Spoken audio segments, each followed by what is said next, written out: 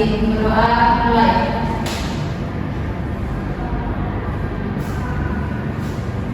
Berdoa selesai. Baik, anak-anak semua, apakah hari ini ada yang tidak hadir? Ada. Siapa? Rani. Kenapa Rani? Sakit dulu. Sakit apa? Kita doakan semoga Rani cepat diberi kesembuhan ya. Amin. Baik, anak-anak semua, sebelum kita memulai pembelajaran, kalian apakah sekarang semangat? Sekali, karena apa? Anak-anak semua tidak semua manusia ataupun orang-orang ini dapat bersekolah dengan baik seperti kalian. Kalian itu tinggal belajar, hanya belajar yang kalian perlukan, tidak perlu memikirkan mencari uang. Di orang-orang di luar sana itu kesusahan, mereka untuk makan aja sulit, apalagi untuk bersekolah. Jadi anak-anak semua harus belajar dengan semangat dan selalu mendekatkan diri kepada Allah Subhanahu wa Ta'ala agar apa? Ilmu yang kalian dapatkan itu berkah, bukan hanya kecerdasan tapi juga mendapatkan berkah dari orang yang Ibu akan menjelaskan tujuan dari pembelajaran kita.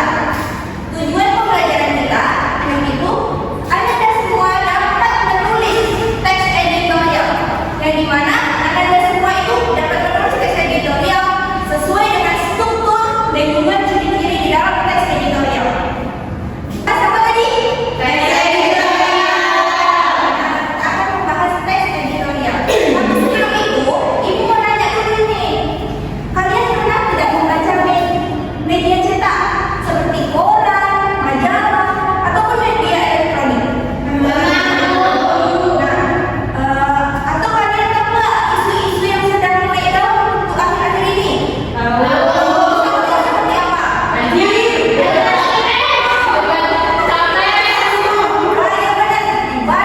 tentang pemilu, ya kan? Sama isu-isu yang sedang naik daun. Lalu, apa sih hubungannya sama teks editorial? Karena ibu tanya tadi seperti kalian pernah membaca majalah, koran. Itu apa hubungannya dengan teks editorial? Ada yang tahu? Jadi, itu semua berhubungan karena teks editorial itu selalu ditulis di dalam media cetak, misalnya di dalam koran, majalah, ataupun media elektronik. Tetapi di dalam media elektronik, teks editorial ini biasanya tidak faktual, fakta. Karena apa? Media elektronik ini banyak menimbulkan hoax. Jadi yang bisa dipertanggungjawabkan itu biasanya teks editorial yang berada di koran. Lalu ibu juga nanya tentang isu-isu apa yang sedang naik, apa hubungannya dengan teks editorial? Siapa yang tahu? Jadi teks editorial dengan isu-isu yang sedang naik daun itu saling berhubungan karena apa? Teks editorial itu selalu membahas isu-isu yang sedang hangat diperbincangkan. Gitu. Jadi kita bisa menarik kesimpulan dulu ini. Gimana? Siapa yang bisa menyimpulkan dari penjelasan ibu baru awal ini baru mengenalkan tentang teks editorial? Siapa yang bisa? Ya, ini silakan. Teks editorial itu banyak berisi berita-berita yang sesuai dengan fakta. Benar, benar sekali Ayani. Silakan memberikan apresiasi kepada Baik, selanjutnya ini Ibu akan menjelaskan tentang fungsi dari teks editorial. Fungsi teks editorial ini berfungsi sebagai meyakinkan seorang pembaca atas pendapat-pendapat yang telah dibuatkan seorang redaksi. Jadi secara garis besarnya ini teks editorial ini mempengaruhi si pembaca dari apa yang telah dituliskan seperti itu. Lalu di dalam teks editorial itu memiliki struktur yang struktur utama yaitu terdapat tesis, di mana tesis ini merupakan pengenalan isu. Pengenalan isu ini merupakan topik yang akan dibahas oleh si redaksi. Dia mengenalkan isu-isu terbaru. Nah, itu dia mengenalkan topik yang akan dibahas di dalam teks editorial. Yang kedua yaitu argumentasi. Argumentasi ini di mana seorang redaksi itu memberikan argumen-argumennya tentang isu-isu yang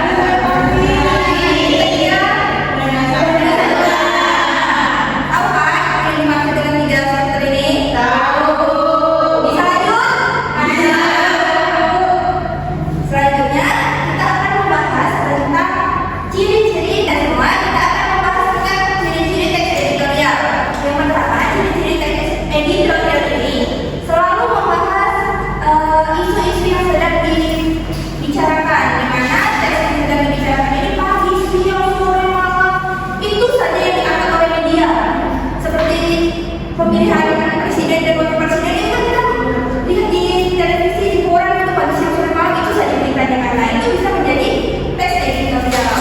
Yang kedua, yaitu di dalam tes editorial itu penulisannya harus sistematis dan juga logis, di mana tes editorial ini harus bisa dipertanggungjawabkan oleh si penulis. Karena apa?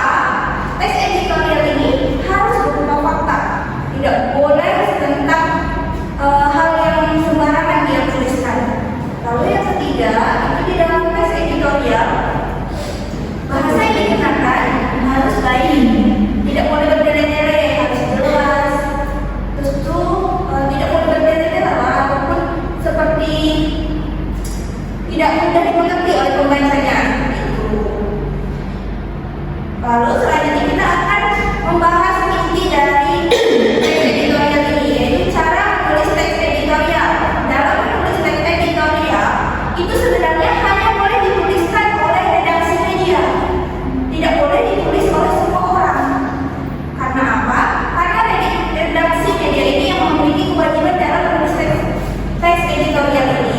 Tapi anak-anak semua, pembelajaran ini sangat bermanfaat bagi anak-anak jika anak-anak suatu saat nanti bekerja di bidang media. Menulis teks editorial yang pertama itu harus mencari topik yang sesuai yang apapun yang sedang diperbincangkan sekarang, ataupun fakta-fakta ataupun isu-isu yang sedang naik ataupun yang sedang dibicarakan banyak dibicarakan oleh masyarakat umum. Lalu yang kedua itu harus mengumpulkan fakta-fakta, di mana seorang redaksi itu tidak boleh membuat teks editorial tidak sesuai dengan fakta-fakta penelitian yang telah dia temukan. Jadi dia harus mencari penelitian dari media satu dan satu, tidak boleh satu media, tapi harus lebih dari dua media, sehingga seorang redaksi ini dapat memberikan argumennya itu sesuai dengan penelitian yang telah dia temukan.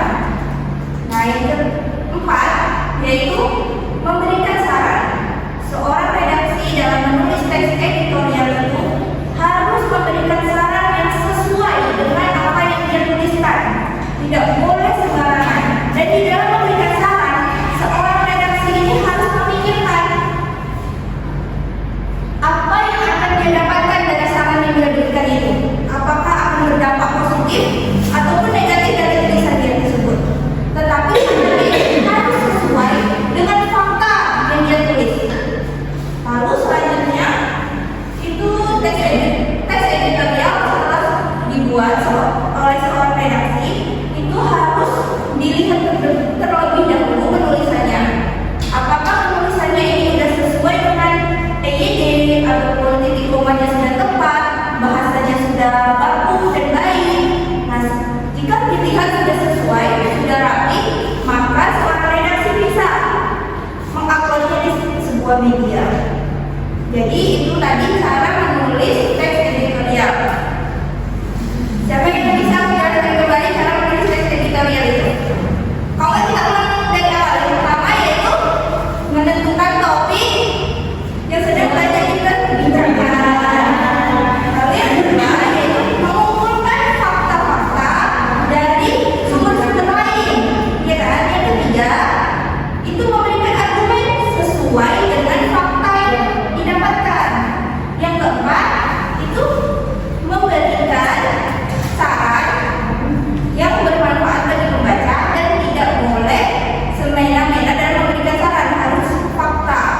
Yang kelima yaitu harus memperhatikan penulisan sebelum diterbitkan di dalam media.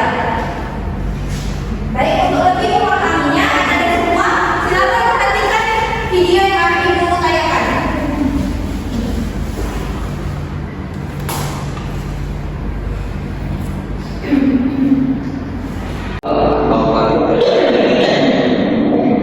Pertama, tampilan topik atau masalah penting yang memiliki sudut pandang kita terkini dan menjadi perhatian pembaca.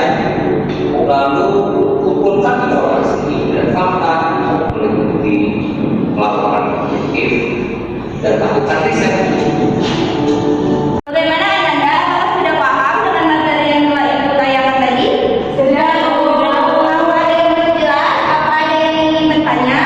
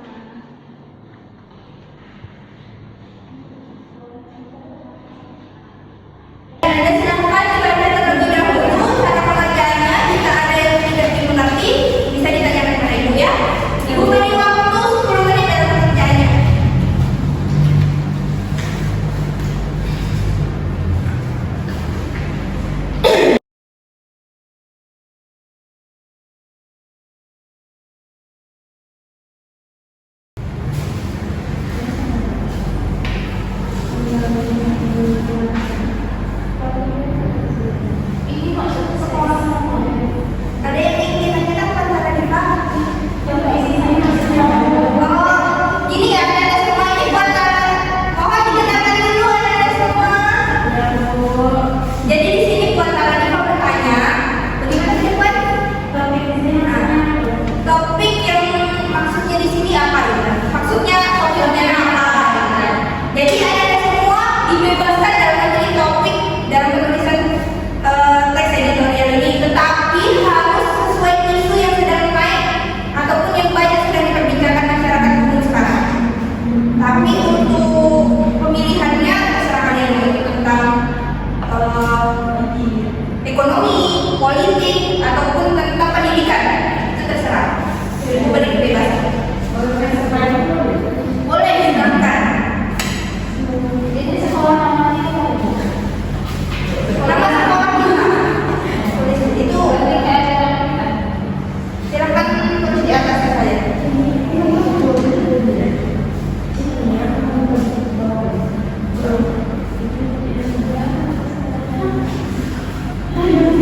Bagaimana anda mau pertanyaan lagi?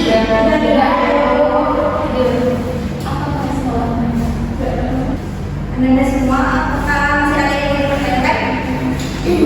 Waktunya tinggal 2 menit lagi ya.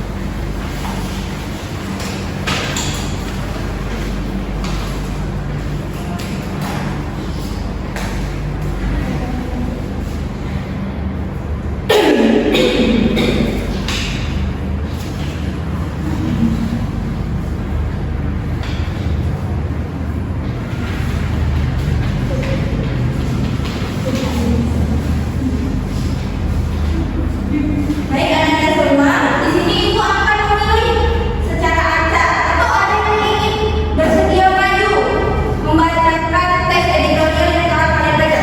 Ya, ada yang ingin orang ini silakan maju bersedia dulu. Anak-anak semua, ada yang ingin membaca lagi dia harus keluar ya, karena waktu kita sudah mau habis. Saya Bu, oke. Nur Fadila, silakan.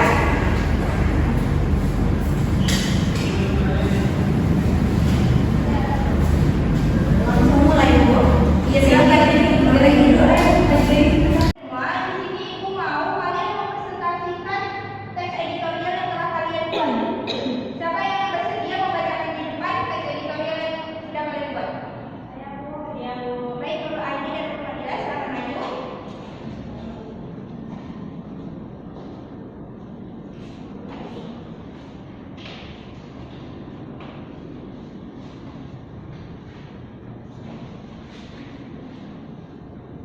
Baik, saya memilih isu bencana banjir tahunan di Indonesia. Pernyataan isu bencana banjir tahunan di Indonesia. Pernyataan umum atau tesisnya yaitu bencana banjir merupakan satu di antara bencana yang paling melanda di Indonesia. Banjir umumnya terjadi di musim penghujan. Pertanyaannya, apakah banjir murni disebabkan oleh hujan atau karena ulah manusia? Faktanya, mayoritas bencana banjir faktor utamanya disebabkan oleh manusia sendiri. Argumentasi. Sebagai contoh kasus banjir yang sering terjadi di Riau memiliki jumlah penduduk yang pada